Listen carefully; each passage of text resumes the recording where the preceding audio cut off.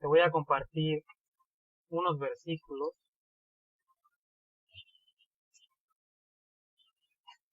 Dice en el libro de Juan, en el Evangelio de Juan, capítulo 16, versículo 33, dice: estas cosas os he hablado para que en mí tengáis paz. Este es Jesucristo hablando. Estas cosas os he hablado para que en mí tengáis paz. En el mundo tendréis aflicción, pero confiad, yo he vencido al mundo. Entonces es una realidad que en este mundo lo que estamos viviendo no es lo que se supone que deberíamos de vivir. O sea, la situación que estamos viviendo es producto de cómo hemos vivido nuestra vida, tanto en lo personal como en la sociedad, ¿no? Es importante entender esto. Dios diseñó la vida para que fuera eterna, ¿no? Cuando Dios decidió crear todo el universo, la tierra, todo este mundo, los seres humanos, cuando Dios nos diseñó para vivir una eternidad. Pero en esta vida decidimos de manera personal que nuestra vida nosotros la podíamos llevar de mejor manera, que nuestro plan era mejor que el plan que Dios tenía para nosotros. Entonces, al decidir hacer las cosas de acuerdo a como nosotros pensamos, nos alejamos de Dios. Sin darnos cuenta, nos alejamos de Él y empezamos a vivir de una manera contraria.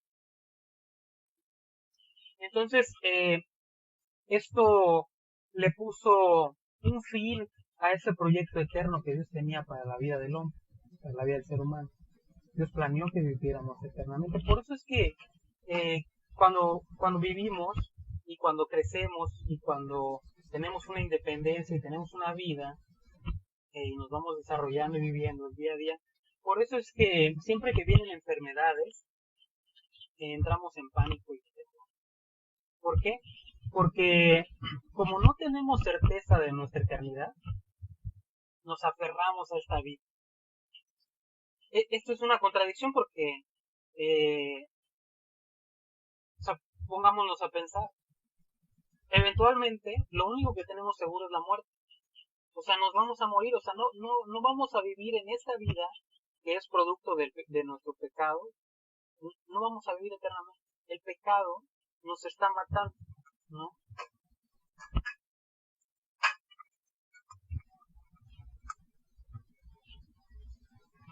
Dice el versículo: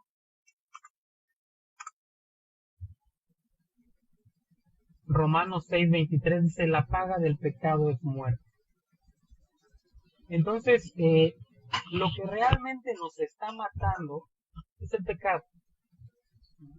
El pecado nos deteriora, el pecado mata nuestras células, el pecado nos hace débiles. Y entonces eso produce la muerte.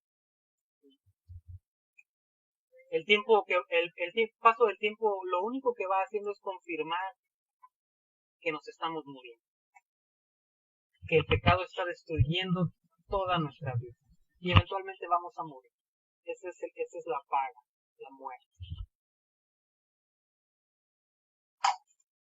Entonces, es una contradicción aferrarnos a la vida. Entonces, ¿por qué el ser humano se la pasa aferrándose a la vida? Porque fuimos diseñados para vivir eternamente, pero la manera en cómo vivimos limita nuestra eternidad.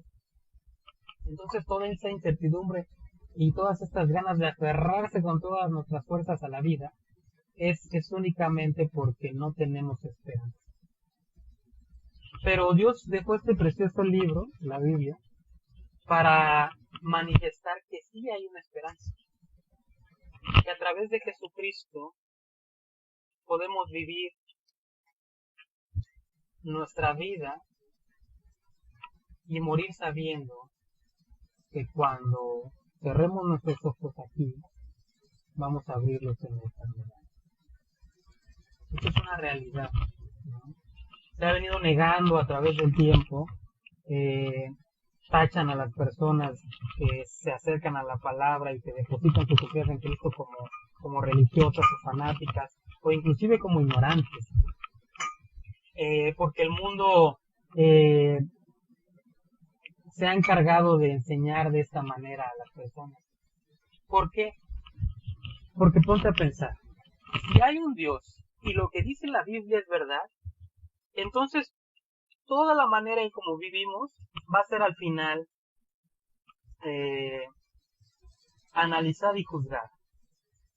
Y vamos a recibir lo que merecemos de acuerdo a cómo vivimos. ¿Sí? Entonces, si eso es verdad, entonces estamos en un grave problema. Entonces, ¿qué ha hecho la sociedad? La sociedad se ha encargado de negar a Dios pensando que si niegan a Dios se van a alejar o van a evitar el juicio. Esto es una mentira. Pero la gente vive pensando que esto se puede lograr. Esto no es así. Y la Biblia nos lo enseña. Ahora, muchas veces cuando nos acercamos a este libro pensamos que son cosas sin sentido, ¿verdad?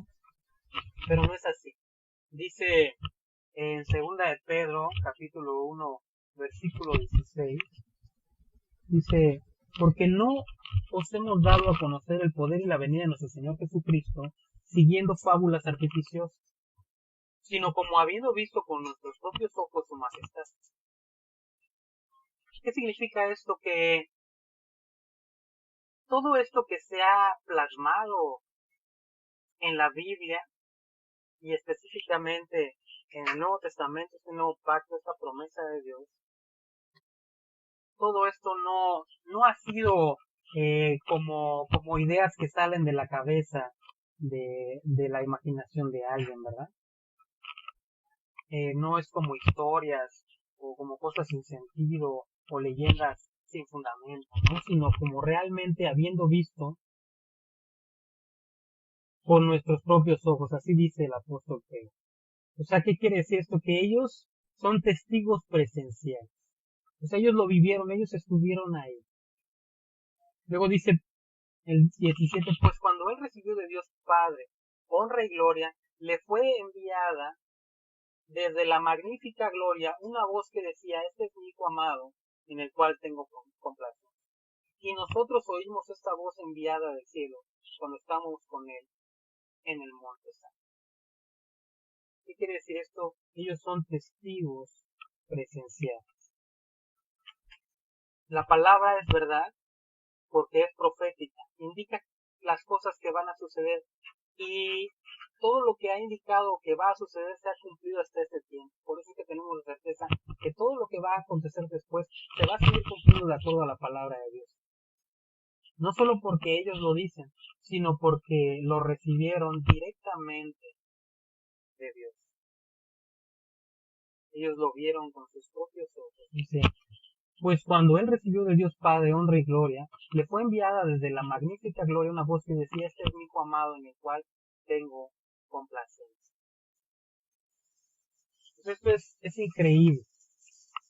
Ellos vieron de manera presencial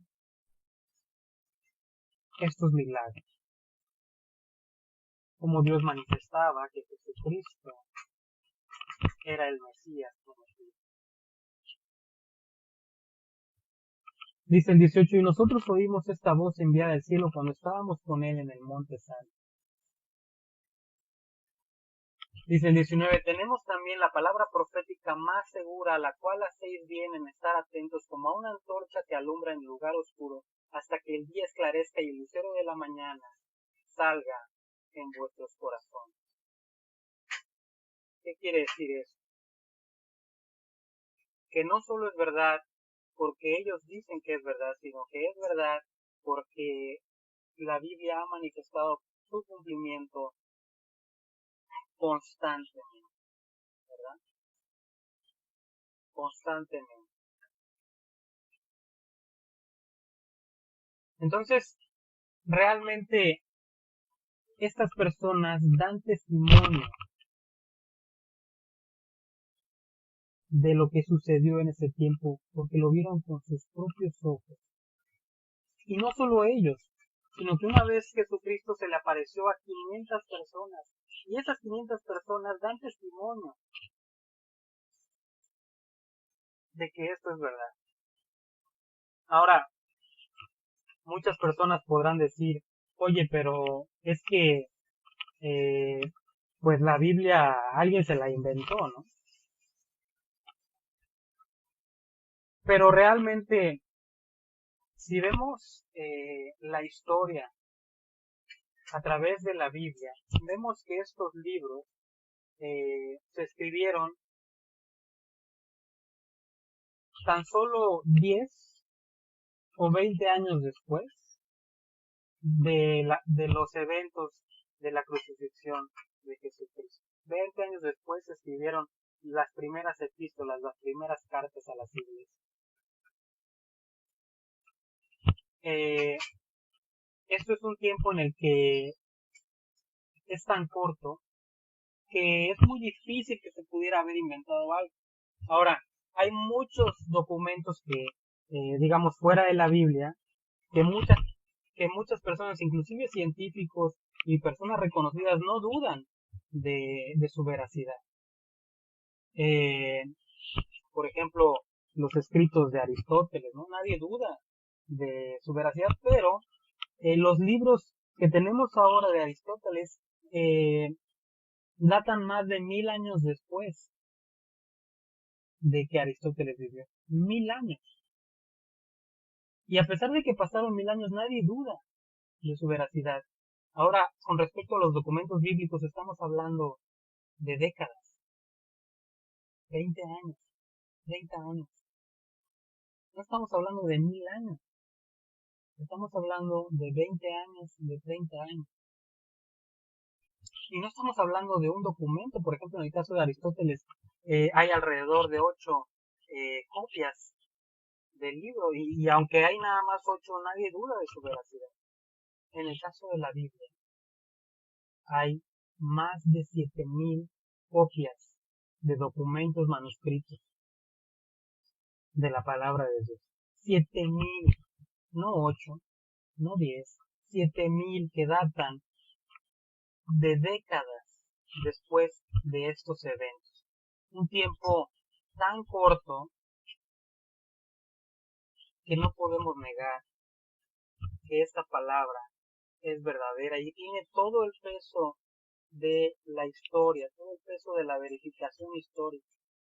Es innegable la realidad de la palabra de Dios. Es la palabra profética más segura, a la cual hacéis bien en estar atentos como una torcha que alumbra en lugar oscuro hasta que el día esclarezca y el lucero de la mañana salga en vuestros corazones. Entendiendo primero esto, dice el versículo 20, que ninguna profecía de la Escritura es interpretación privada,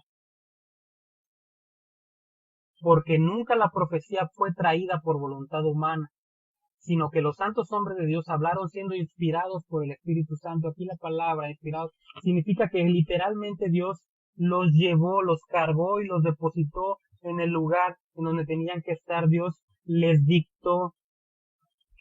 Obviamente que esto involucra la personalidad de cada uno de los autores, pero sin duda la inspiración es divina. Es la única manera en que todas estas profecías se han cumplido al pie de la letra.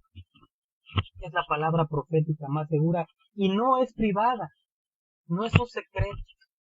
Está por toda la Biblia que todos y cada uno de los eventos se iban a cumplir y se han cumplido al pie de la letra. O como por ejemplo, ya nada más para terminar, en el Salmo 22.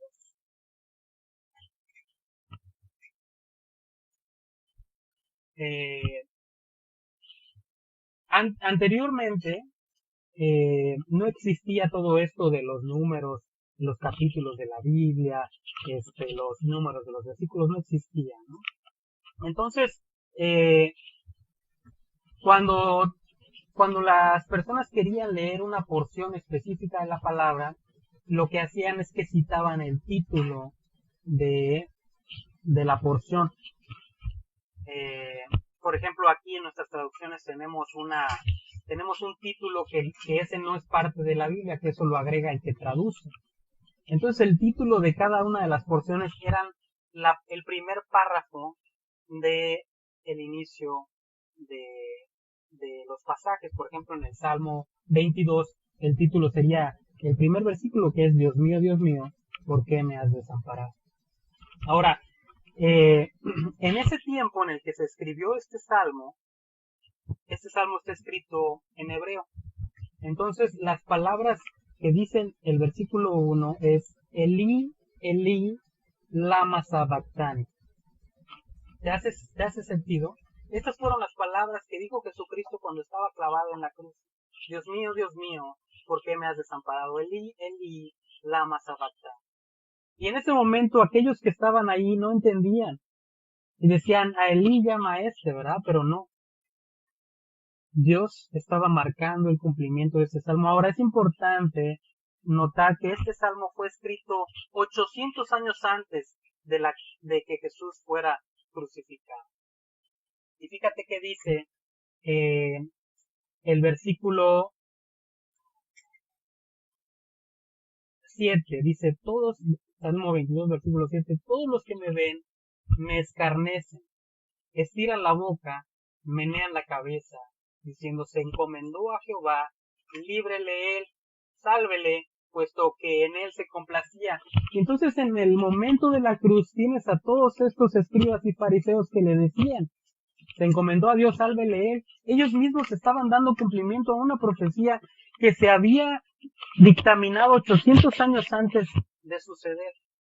Aquí está, al pie de la letra, versículo por versículo. Fíjate que dice el versículo 2. Me han rodeado muchos toros, fuertes toros de Basán me han cercado, así se les hacía llamar a los gentiles, a todos los que no eran judíos, se les denominaba de ciertas maneras, y aquí se menciona como toros de Basán, que lo han cercado. Y entonces en ese momento tienes a todos estos soldados romanos que estaban crucificándole, ¿verdad? Vemos en el versículo 14 que dice, he sido derramado como aguas y todos mis huesos se descoyuntaron. Mi corazón fue como cera, derritiéndose en medio de mis entrañas. Como un tiesto se secó mi vigor y mi lengua se pegó a mi paladar. ¿Y te acuerdas que dice cuando estaba en la cruz, tengo sed? Y entonces le dieron a beber vinagre. ¿Por qué le dieron a beber vinagre? El vinagre era usado en ese tiempo para evitar que la gente sufriera de calambres, ¿sí? Porque en esa postura de crucifixión, cuando se alzan los brazos, las costillas se quedan fijas. Entonces, las costillas son necesarias para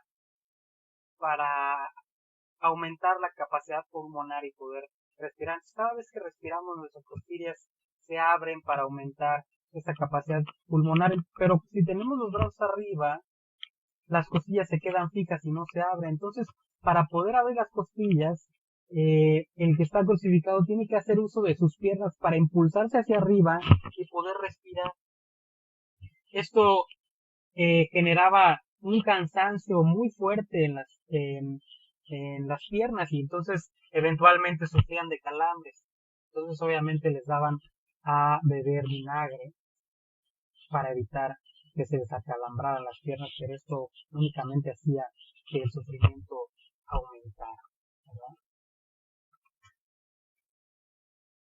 Dice el 16, porque perros me han rodeado, me han cercado cuadrilla de malignos, horadaron mis manos y mis pies. Entonces tienes la imagen perfecta de la crucifixión en la que clavaron sus manos y sus pies. Y fíjate qué interesante, o sea, en este tiempo en el que se escribe ese salmo, la crucifixión, o sea, la muerte por cruz no se había inventado. No se había inventado.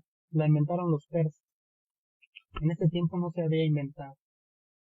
Y el autor de este salmo está describiendo con perfecta claridad lo que está sucediendo en este punto. ¿Cómo él sabe que le van a clavar las manos y los pies? Bueno, no lo sabe. Dios le está indicando qué escribir. Y de esta manera se van cumpliendo todas y cada una de las profecías, porque es Dios el que las dicta. Y es Dios el que a través de su voluntad hace que se cumplan cada una de estas. Vemos el versículo 17, dice, contar puedo todos mis huesos. Cuando se acercan a Jesús, lo que hacían es que les rompían las piernas para que ya no se siguieran impulsando hacia arriba, para que murieran asfixiados. Entonces, si ya no pueden impulsarse hacia arriba, pues no pueden aumentar su capacidad pulmonar y mueren ahogados porque no hay suficiente oxígeno. Entonces les rompían las piernas para que se murieran más rápido, ¿no? Pero cuando llegan con Jesús, él ya estaba muerto, ya había exhalado el espíritu. Y entonces dice aquí el versículo 17, contar puedo todos mis huesos. ¿Qué significa? Que a él no le iban a romper las piernas, no le iban a romper los huesos. Y así fue. Llegaron con Jesús y ya estaba muerto, ¿verdad? Luego dice el 18, repartieron entre sí mis vestidos y sobre mi ropa echaron suertes. Jesús tenía una túnica morada. En ese entonces, para poder hacer el color morado se sacaba de los moluscos. Y era una ropa muy cara porque para teñir una tela tenían que conseguir miles de moluscos para una sola tela. Entonces una ropa morada era muy costosa. Entonces los que le quitaron la ropa, en vez de romperla porque era muy costosa, decidieron echar una suerte y a ver a quién le tocaba, ¿no? En esto dieron cumplimiento a este pasaje. Qué impresión.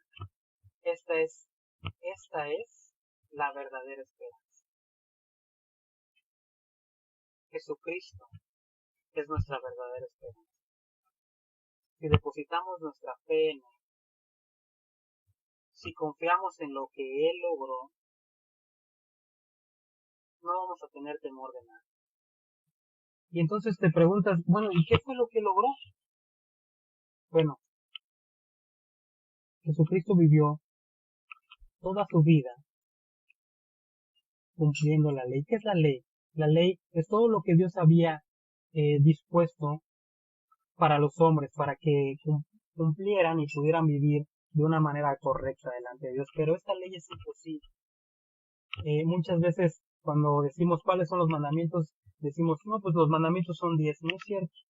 La Biblia establece 613 mandamientos a lo largo del Antiguo Testamento. 613. Es imposible. Hay mandamientos, bueno, ni siquiera el primero, ¿no? Amarás a Dios de todo tu corazón, de toda tu alma y con todas tus fuerzas. O sea, ¿y cuándo hemos podido hacer esto? En todos los momentos en los que nos ponemos a pensar, siempre nos surgen ideas, siempre nos surgen pendientes, siempre nos surgen preocupaciones. Y nunca hemos podido mantener nuestra mente totalmente para Dios. Desde ahí empezamos mal. Pero Jesucristo viene y en su perfección Él cumple toda la ley. Él la cumple. Después sube a la cruz, es crucificado y derrama su sangre y muere. En ese momento de la crucifixión, dice la palabra de Dios que Dios lo ve y Jesucristo decide tomar todos tus pecados y mis pecados y los pecados de toda la humanidad y depositarlos en Él. Y entonces cuando Dios voltea a ver a Jesucristo, ya no ve a Jesucristo, sino te ve a ti y a mí, ve tu pecado y el mío. Y entonces decide aplicar el juicio a tus pecados y a los míos. Y entonces Jesús derrama su sangre por ti y por mí. Pero ahí no queda todo. Porque ¿de qué sirve que te dijeran, ya, está todo perdonado, si seguimos siendo imperfectos, si seguimos cometiendo errores, si seguimos pecando?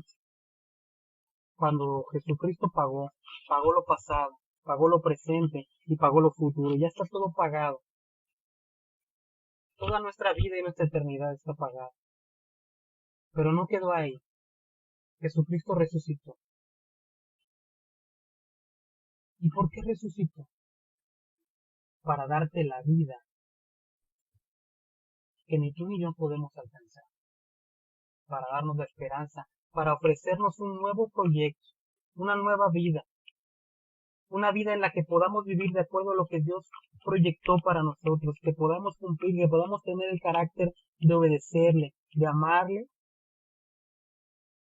y de ser guiados por Él.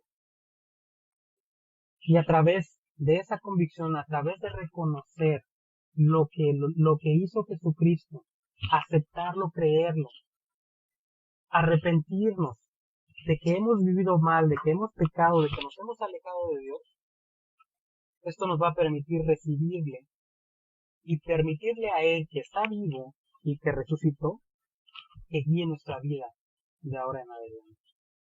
Esta es la verdadera esperanza. Si hacemos esto, no vamos a tener miedo de nada. ¿Por qué? Porque independientemente de que vivamos o que muramos, estaremos con Cristo, estaremos con Dios en la eternidad y nuestra vida tendrá un propósito.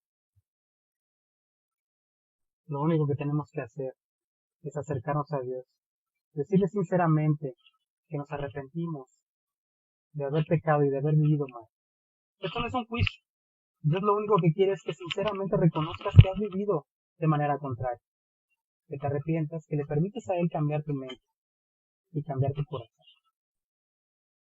Y si te afirmas en eso, Él se encargará de sacarte de él. Él se encargará de guiarte, pero sobre todo de darte la certeza en el interior de tu corazón que hay una eternidad y que vas a estar con Él en esa eternidad. Y una vez que tengas esta certeza, no le vas a tener miedo a nada. ¿Cómo ves?